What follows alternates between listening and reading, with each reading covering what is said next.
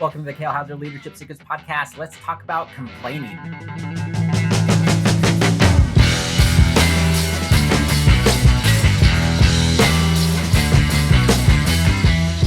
Hello, everybody. Welcome back to the Kale Hauser Leadership Secrets Podcast. My name is Kale Hauser, your host for today for the next however minutes that I decide to go for this podcast. I hope you're enjoying this content. Please let me know if you are. I would really appreciate it. Likes, comments, subscribes, and shares are fantastic.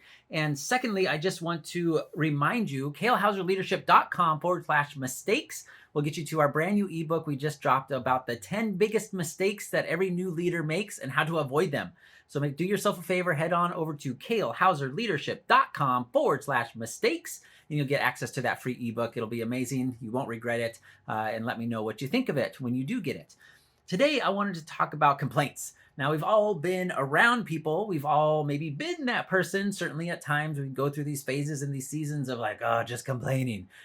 And if you're anything like me, you've gotten to a point in your life where being around people that just complain is super annoying. I'm going to complain a little bit about that today, because when people just complain about everything, they're like such downers all the time. And it's really frustrating in the sense because you just want to strike, like, what's going on? What's wrong with you? You never offer a solution at all. And that's really the crux of the whole thing. It is sometimes okay to complain, and you need to understand sometimes people need to just vent, especially if you are running teams, if you have multiple different types of personalities and backgrounds and all kinds of things that go into building teams. Sometimes people just need to vent. And a lot of times people do that in the form of complaining. And you have to be able to differentiate. And this is where the nuance of what it really means to be a great leader versus somebody that's maybe just a manager is understanding when your people are just complaining to kind of vent versus when it's a legitimate complaint, something is wrong and you need to intervene, you need to change, you need to figure out what is going on. Now, as part of being a leader, if you are a leader of a small business, of a large business, of a department, of some form or fashion, you are in charge of the health and welfare of people. You need to really figure out this concept and build your culture around. Yes, complaining's okay; it's understandable. But secondly, you need to bring a solution. If this is more than just a vent, like, oh, can't believe we have to do this again, right? Or like. Think of any random complaint that you've heard. That's too expensive, or they're having us work these extra hours. Like, complaining usually comes from people's lack of understanding of the value of the thing that is happening. So I want to really encourage you when you're hearing a lot of complaining, especially if maybe that's not the normal for your office, that's not the normal feel, but maybe the complaining is starting to rise or it's getting to your level. There is a disconnect happening. People are no longer bought into your vision. They're no longer understanding why you're doing the things you're doing. They're just seeing it as inconveniences. They're seeing it as additional work or chores or just something not fun that they don't understand the payoff of it. But it's your job as the leader to provide that. It's your job to explain, to show your vision, to get people excited and pumped up. Like, yes, I know we're going to have to work some extra hours, or we're going to have to do these extra things that we're not used to doing, maybe our normal operations. But this is why we're doing it. This is why we're trying to build. This is where we're going. In order to get there, we have to go through this season of extra work. That's kind of your typical thing that people complain about. But again, going back to this piece of allow people to vent, allow people, because it's human nature. We all want to just kind of, we have those things. Maybe it's something happening at work. Maybe it's something totally unrelated to you, but they're bringing it into work with them because they're human and they've got other lives, and all of it gets meshed together and intertwined, whatever. But you get to this point where people need to understand, yes, it's okay to complain, but if it is a legitimate issue, what's your solution? What is something we can do to fix it? Or is this unfixable? And if it is unfixable, how do we change our attitude about it? How do we change our thought process about it? But encourage people for solutions. And when people bring you problems, do not go straight into, I'm the person in charge, micromanager, this is the solution we're going to do. Ask, well, that's a really interesting problem that you've got, Sarah. What do you think we should do about that? And that gives at least Sarah the opportunity to say, well, if I were in charge, I would do blah, blah, blah, blah, blah, blah. And you can sit back and listen to that, and it can become a teachable moment, absolutely, of like why that's not the right idea because we don't have the resources for that. We don't have blah, blah, blah. Or like, man, Sarah, I hadn't even thought about that. That's a fantastic idea. How can we implement that? And you go through this whole process where people now become part of the solution rather than just seeing you as the one that comes up with all the ideas and the solutions because you're the boss.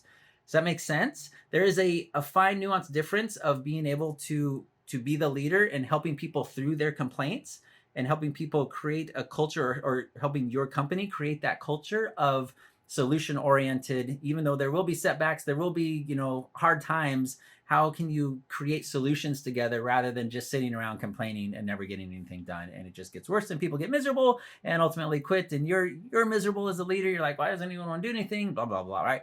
And it all comes back to you because you're the leader.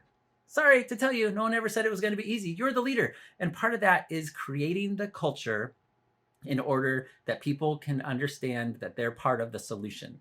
And in order to be part of the solution, they need to think in a solution oriented type of mindset. And this is a big thing as part of a leader. So make sure you are purposeful about that, not just the one that's taking charge all the time. Whenever there's a problem, involve your people, get their feedback. People have really good ideas all the time. They just don't tell them to you because they don't think they're going to be heard or valued, or maybe they're scared they're going to be judged or laughed at because it's a stupid idea, whatever the case may be, because their last boss laughed at them. And that's why they quit their last job, is because they brought what they thought was a good solution. They were missing some pieces of information, so it wasn't a complete solution. And their boss is like, man, you're a retard, Jeremy. You need to go think about this again. We're going to do the complete opposite of what you suggested. And Jeremy's like, I'm out of here. I don't need to put up with this. So don't be that type of person. Be that type of person that says, Jeremy, thank you so much. You've obviously put some thought into this. You obviously care and you're compassionate. And I love that you are involved in our company and you care enough that you want to help make this better for all of us. There are a couple things you probably didn't consider because of your position. You don't have the whole picture. Whatever that may be, teach. Use that as a moment. Don't smoke Jeremy's commitment and desire to be better, make the company better, make your work better, make the situation better, just because maybe Jeremy doesn't have the whole picture or can't see the resources that would be involved in his or her solution. Makes sense? But that's your job, to figure out, connect with people, and really bring them into the fold in the sense of creating that culture where they feel comfortable bringing you those complaints and ultimately, hopefully, those solutions. Now, do not be on the flip side of, if you don't have a solution to your complaint, I don't want to hear it, right? That's also not very good leadership. You need to be somebody that says, yes, let me know if you've got something you can't tackle. If you run into a wall, and I've told this story before, when I ran into a wall in my early flight commander days, I had a leader that basically said, yeah, figure it out on your own, Kale. Like, bro, that's what you're supposed to be here, is to help me when I run into a wall. I'm telling you, I don't know what to do here. I don't have the resources or the experience to know how to handle this situation. That's why you're here, senior officer. So don't be that other, I forget what podcast that was in, but you can find it or let me know and I'll find it for you. But the whole point being, you are the leader. You are responsible for that culture. Make sure you're using those opportunities of complaints to bring people onto your side and continue to build that culture that is very solution oriented and inclusive, for lack of a better term, for people wanting to make your environment better. So I hope that you find that beneficial. Again, kalehauserleadership.com/mistakes. Those are the 10 of the biggest mistakes new leaders make all the time. We want to help you navigate that, especially if you're in a new leadership position. Don't think that you have to do this all by yourself. Don't think that you're the only one that has any answers or the only one that can provide any answers, because it'll be weak if you take input from other people. That's just not the case. So make sure you hit kalehauserleadership.com/mistakes. Hit that guide. Let me know what you think. If you have questions about it, please reach out. And again, likes, comments, subscribe, and shares are fantastic. Thank you so much for joining me today, tonight, this evening, wherever you're at. Have a fantastic afternoon. Bye.